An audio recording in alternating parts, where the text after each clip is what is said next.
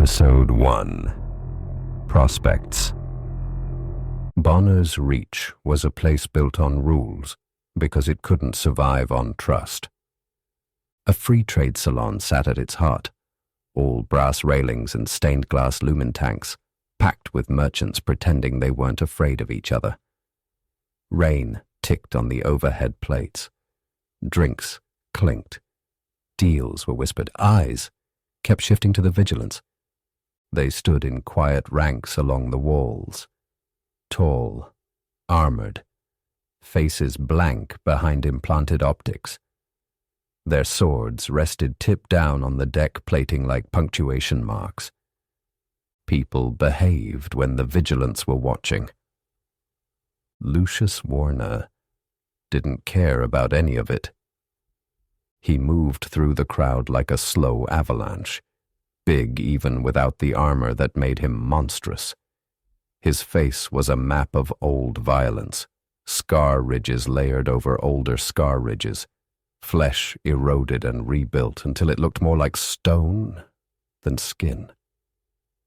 He stopped behind a man in a lizard skin coat seated at a high table, mid-conversation with two far traders. Warner spoke one word. You. The voice was so deep it felt like something shifting under the floor. The traders went still. Nearby laughter died. People started sliding away, drinks in hand, pretending they had somewhere else to be. The man in the coat didn't turn around. He kept talking, too loudly, like volume could make danger go away. Warner repeated it. You. A hush settled properly then, a public silence, a recognizable one. The man turned, finally with slow annoyance, and an expression he meant to be amused. He took in Warner's size, his armor, the warrant slate in Warner's hand. "Can I help you?" the man asked. "I have a warrant," Warner said. "Good for you."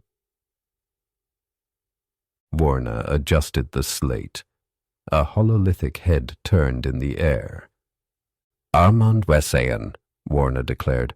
"Multiple counts, fraud, embezzlement, illegal trading, mutilation, murder, mass murder."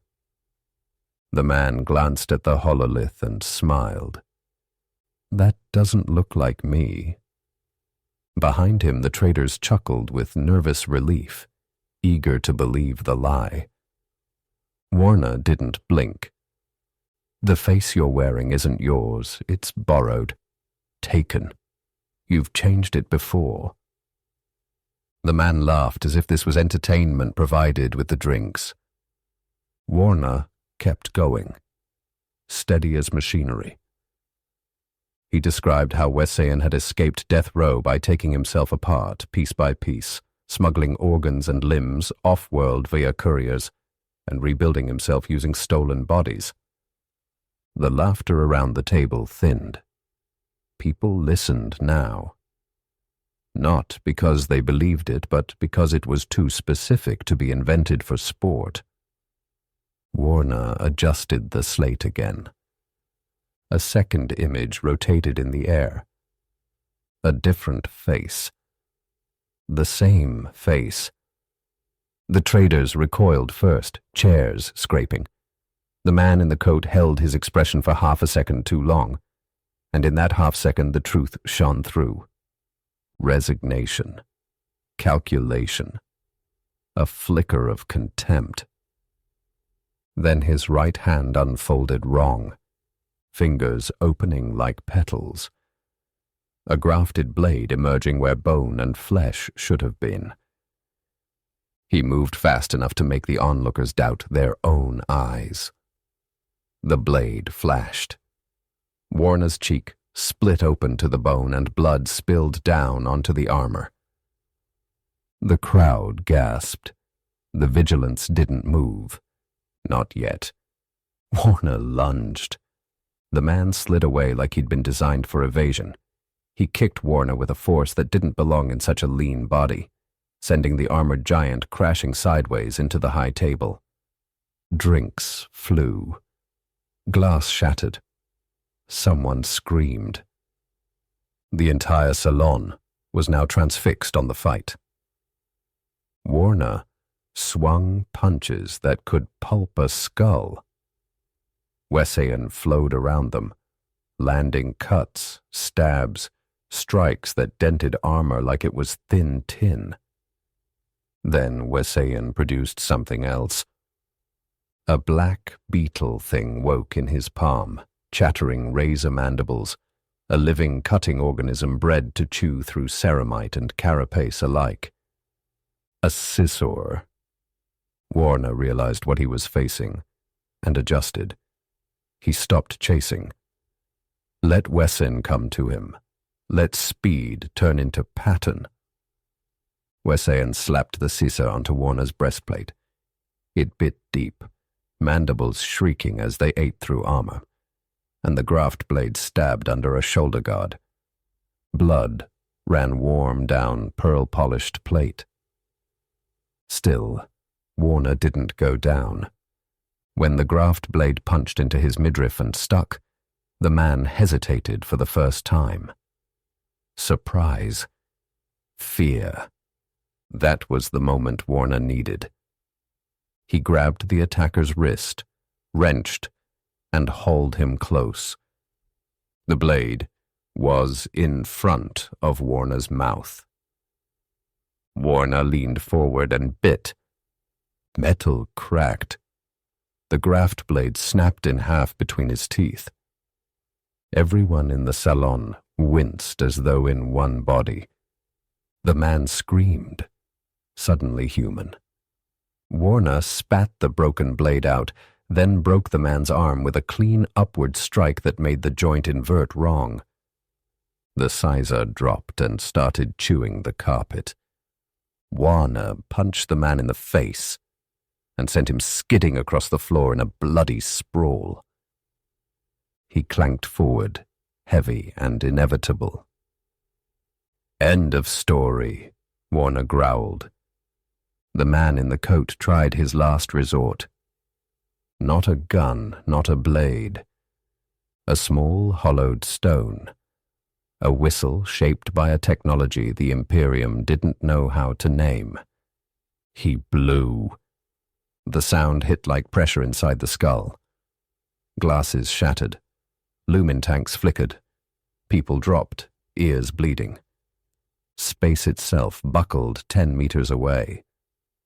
Air bubbled and dripped like melting pict emulsion. A vortex opened. Something stepped through. A hound, first as bone, then as meat assembling itself mid-step. Hyena-shouldered, hunched 2 meters high, pincer jaw and yellow fangs built for tearing armor, the stink of the warp clinging to it like wet fur. The crowd broke. Traders ran. Tendermen fled. The salon became a stampede. Warner drew his execution sword. He knew what would happen next. He knew the odds. The hound padded forward, ready to spring. And that's when the vigilance moved. They swarmed it from all sides, blades rising and falling with cold discipline. In seconds, the creature was hacked into slabs and shreds. The warp stink lingered. Blood steamed. The vigilance turned as one and faced the man in the coat. Their swords rested tip down on the floor again, hands folded on pommels. Judgment. Warner's voice rumbled through the aftermath. "Code," he said. "You broke the reach. You brought a weapon from farther than a man's arm." The man in the coat began to gurgle something that wasn't language anymore. Warner picked up the scissor in his gauntlet. It wriggled and chittered. "The mule wants his face back," Warner said. The screaming started properly then. Later, when the salon had been hosed down and the traders lured back with free drinks, a ship captain approached Warner in the aftermath of the butcher work. Warner was packing tagged body parts into cryo-caskets, like a man packing luggage. The captain offered money. Warner didn't care about the number until he heard the scale of the job. "I need you to hunt for me," the captain said. Warner finally looked up. "Who?" "Gideon Ravenor," the captain replied. "An Imperial Inquisitor."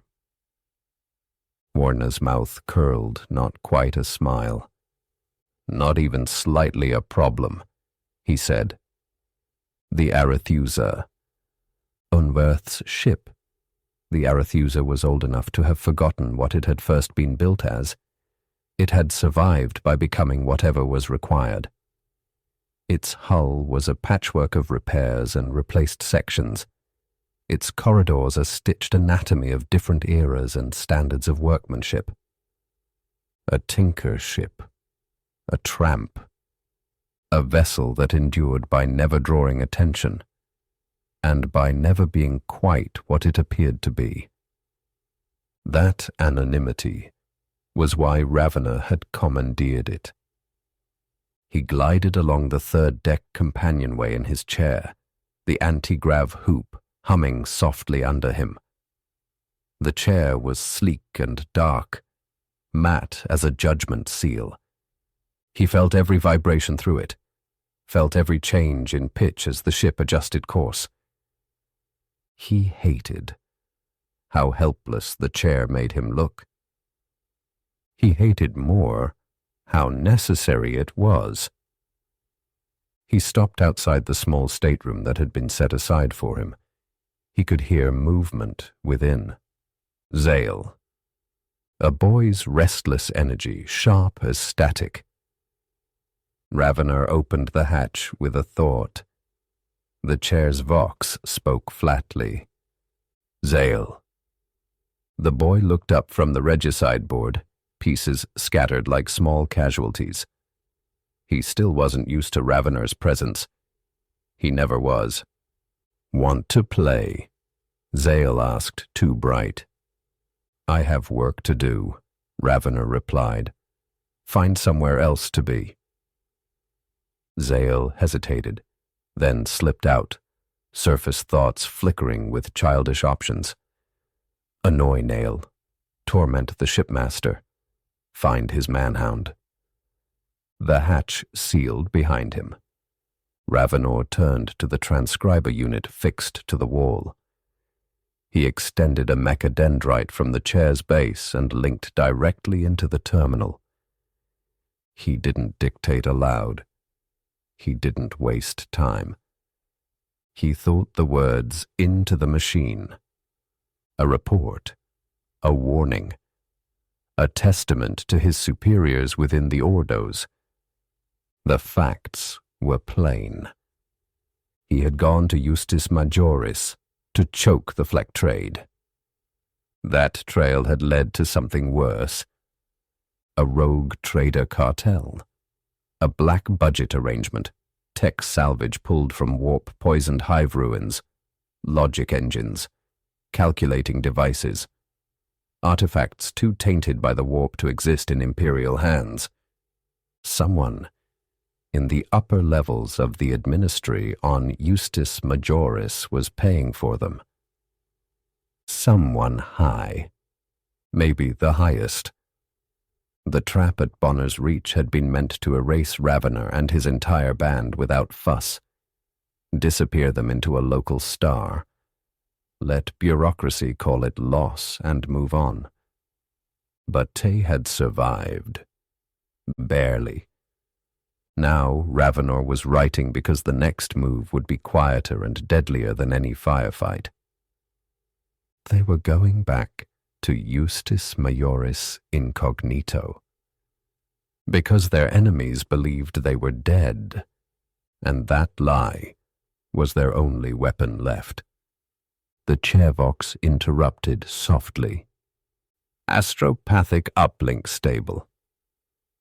Ravenor finished the encryption keying and sent the message, not to be opened by anyone except the intended recipient. Then he retracted the mechadendrite. There was still one detail he did not commit to the record. A warning from an old friend on a waste world. A hint of something coming. Something that would shake the whole Imperium. Ravenor did not know if the warning was true, but he could feel pressure building now, like weather. A knock came at his hatch. There is a knocking at the cabin hatch. Yes. Master Ravenor, I would be obligated if you might spare a memento or two to circumcise this star chart. I am grandiose to be embrochuring for your diverse perspicacity. Unwirth. Sholto Unwirth was the shipmaster of the Arethusa, a squat, overfed little freighter captain with the posture of a man who had spent his life apologizing to larger vessels. He possessed an eager manner, a crushed vocabulary, and an unshakable belief that formality, applied often enough, could substitute for competence. He was diligent, painfully so. He took his secret contract to serve the ordos of the Imperial Inquisition with near-religious seriousness. As a result, Unwirth was everywhere, underfoot in corridors, lingering outside hatches, surfacing whenever a decision was being made. He tormented Ravenor with questions he did not know how to ask and answers he did not know how to hear. He butchered High Gothic with such enthusiasm, it sometimes felt deliberate. After 10 months aboard his ship, Ravenor had developed an almost unquenchable desire to throttle him. Jairus. Jairus hadn't really slept. He'd been staring at the ceiling the whole time, unblinking, as if sleep was just another kind of waiting. His mouth tasted like old metal. His skin crawled. His stomach was hollow in a way food wouldn't fix. The wet was on him, the after-hunger, the shaking need that came when the last fleck had burned itself out of his system. He lay there listening to Petropolis boom outside the broken window. Tannoy marches looped in the distance. Vendors cried. Clubs thumped sink-level bass. A Magistratum cruiser hammered past with a rotor whoop that made the glass vibrate. Crap roaches ran along the cracked plastic casing by the window. He raised his gun on instinct and aimed at one, then lowered it. Bullets cost. He staggered to the wash sink and looked into the dented mirror. He hated the mirror because it showed him nothing he wanted. His reflection was all slab clan graft muscle and piercings. A vat-built body pushed too far. Even his tongue had been modified, fitted with its own snapping teeth. A piece of underhive brutality he wore like a badge. Behind him, Nesha lay unconscious on the mattress, snake tattoos winding across her skin. She'd want a look when she woke. She'd need it. Jairus needed it now. But he needed money first, so he went out. Street level was a flood of people and rain. The city was stacked above itself, lights smeared into halos through the downpour. Jairus moved with purpose, head down, big black gamp in hand. Gamper work, useful work. You could earn coins holding umbrellas for highborn who didn't want acid on their coats. At Rudiment and Pass On Over, a chapel bell rang through the rain. A select chapel. Formal coats, polished shoes, men hurrying under umbrellas. Gyrus slotted into their flow, gamping for a fine-looking fellow. "My thanks," the man said, palming him a coin at the door. Gyrus folded the gamp and slipped inside with the congregation as the doors closed. Dry gloom, marble floor, stained light through apse windows. The cleric began the service. Gyrus took a seat at the back, shoulders hunched, eyes scanning. He wasn't here to pray. He was here for the offering plate. Rich men from the inner formals. One clean hold-up and he'd buy flects for a week, with enough LAO to soften the fall. Then the triptych opened, the three-panel shrine folding back on itself. The image behind it was wrong in a way that didn't need explanation. It hit Gyrus like a blow. Something about it hooked into his last look and tore at the inside of his skull. He gasped. He wet himself. He made noise. Every head turned. And that's when the man sat down beside him. Lithe, lean, refined face, dark, immaculate clothes, gloves. "Hello," the man said gently. Gyrus couldn't move, couldn't breathe right. "I think you've come in for the wrong service," the man continued, still polite. Gyrus nodded like a puppet. "What's your name?" the man asked. "Mine is Tauros Revoke."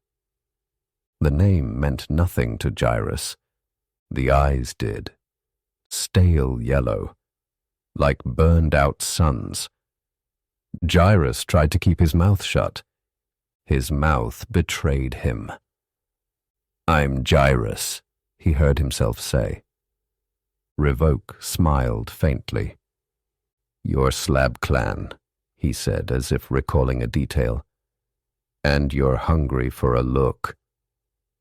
Gyrus's thoughts screamed at him to lie, but the words came out clean anyway. Revoke's tone never changed. "What were you doing here, Gyrus?" Gyrus tried to say he was lost, tried to say he'd wandered in. Revoke tilted his head slightly, listening to the lie as if it were music out of tune. "No," he said. "You were going to rob the plate, to buy flects. You were going to hold up good men in a holy place because you can't bear your own emptiness." Gyrus shook his head violently. "Not I." Revoke's gloved hand lifted Gyrus's gun. Gyrus hadn't felt him take it. "With this," Revoke said. Gyrus's mind panicked and threw up an image of what he could do. What he should do: grab Revoke, smash him into the pew, crack his skull, run. For a heartbeat, Gyrus saw it happen. Then reality didn't move. Revoke looked at him with mild interest. "Interesting idea," he said. "Very direct. Never going to happen." Gyrus whimpered. Revoke reached into his coat and produced a small parcel wrapped in red tissue. "Here," he said. "One on me." A flecked. Gyrus stared at it like salvation and poison at once. "Now," Revoke said, still gentle. "Get on your way." The chapel doors unbolted for him. Gyrus ran. He ran until the city's noise softened into distance and the iron walks rose above the sink levels like ribs. He stopped above Belphegor Undersink, breathing hard, hands gripping the rail. He was safe. He told himself he was safe. The air stung his wet palms. Acid rain. The city lights below looked almost beautiful from up here. A blizzard of color in the dark. He pulled out the parcel. The flecked sat in his hand, heavy as fate. Quick. Clean. A look and he could forget the triptych. Forget the eyes. But the man's eyes. The man's voice. Jairus couldn't trust a gift like that. He hurled the fleck into the darkness. A soft voice behind him. Shame. Jairus spun. Revoke sat on the ironwork stairs as if he'd always been there, smoking through a long holder, gloved fingers pale and exact, moving with the careful economy of a man used to delicate work. Jairus's stomach dropped out. That would have been quick, Revoke said. Painful, but brief. Jairus bunched his fists. Now we use other options, Revoke continued. A second presence stood behind him on the stairs. Thin, pale, half visible, like a mistake in the air. I shall do this, it whispered. No, Revoke replied. I want practice. Jairus backed up, heel scraping the grating. What are you? Revoke spoke one syllable. It wasn't a word. It was a sound that didn't fit in a human mouth. Jairus reeled as if hit by a hammer. Blood sprayed from his nose. The pale thing approved softly. Revoke spoke again. Then again, each unword precise. Bones cracked inside Jairus, collar, elbow, knee.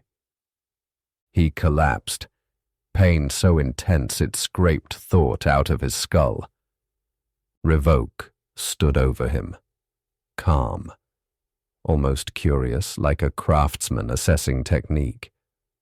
Jairus tried to crawl. Revoke spoke more. Teeth burst, tongue split, organs failed in sequence like systems shut down by an expert hand. Blood found every exit. The pale thing asked if he was dead.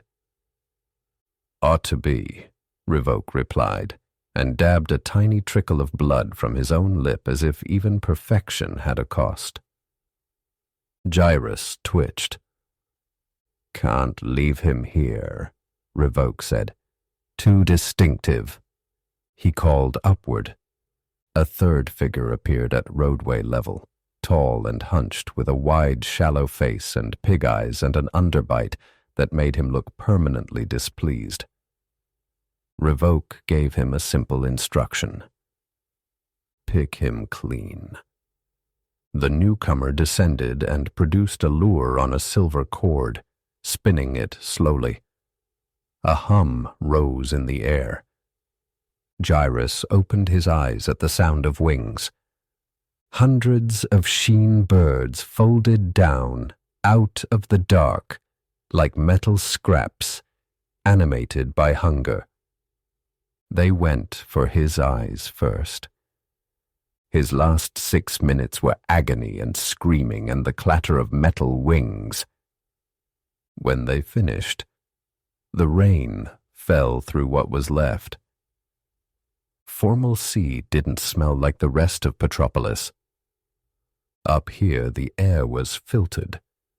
The rain became something you watched rather than something that ate you. Orpheoculzian's suite overlooked the stacks, like a man surveying an anthill.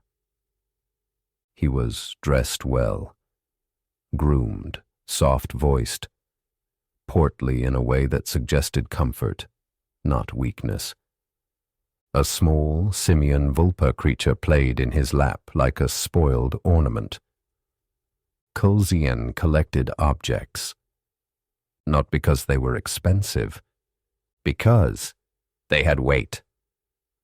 A tile that had killed a man, a key that had choked a child, a pen whose dirty nib had poisoned a clerk's blood, a poisoned apple preserved forever around a single bite that had ended a life. Such objects were called deodans, consequences given form. When the divine fratery arrived, they came with ritual. Black suits, velvet hats. Velvet patches shifted so their sacred organic eyes could look upon him in honor. Cornelius Lezard was carried upright in an exoskeleton, ancient and diseased, tubes feeding him like roots. He didn't waste time. "The prospect is clouding," Lezard said. Colzian's eyes sharpened. "That's interference," Colzin replied, matter-of-fact. "Fate doesn't fog itself. Someone is pushing back." The Fratres shifted. Their certainty had been their religion. Now certainty was failing them. Colzian poured them hot recaf as if this were simply business, not worship. He asked what he needed to know. The seers had seen an event, near certainty, a manifestation that would shake history, a name that would be spoken, slight. But now the mirrors contradicted each other. Some visions said the focus was dead. Some said he was in Petropolis, under a veil of secrecy. Colzian smiled, thin and pleased. "If you're seeing contradictions," he said, "then your enemy is competent." They named that enemy, the Inquisition, Ravenor, and the old mentor who had tried to warn him, Eisenhorn. The Fratres claimed Eisenhorn was dead. Colzian didn't celebrate. He noted it like a ledger entry. Dead to a degree of certainty is not dead, he said quietly. Lezard produced determiners, a list of 19 names. Not people, variables. Colzian read the list and saw the problem immediately. Too many threads, too much muddle, too many ways for fate to slip. "We simplify," Colzian said. "We clear the field. We remove determiners until the prospect becomes inevitable again." One frater spoke what they were all thinking. "You mean kill them?" Colzian shrugged. "Most likely." He turned to his watcher, Layla Slade, and gave orders. "A psyker. Black market. Now." Then he faced Lezard again. "I have devices with me," Colzian said. "Tools." "What kind of tools?" the Fratres asked. Colzian's smile widened. "Shining weapons of destiny." He named the first one, the Brass Thief. Lezard hesitated, fear flickering through the ritual posture. "That thing has a cost," Layla Slade warned bluntly. Colzian nodded. "Of course it does." Lezard asked the question anyway. "Sacrifices?" "At least a dozen," Colzian replied. "More if he wakes hungry." Outside the windows, the rain traced down the glass in slow lines like ink. Down in the city, people lived their small lives beneath stacked steel and public hymns, unaware that their names might already be inked on someone else's list. And somewhere in that same city, Gideon Ravenor was returning to a world that believed him dead. A lie. A useful one. Until it wasn't. End episode 1.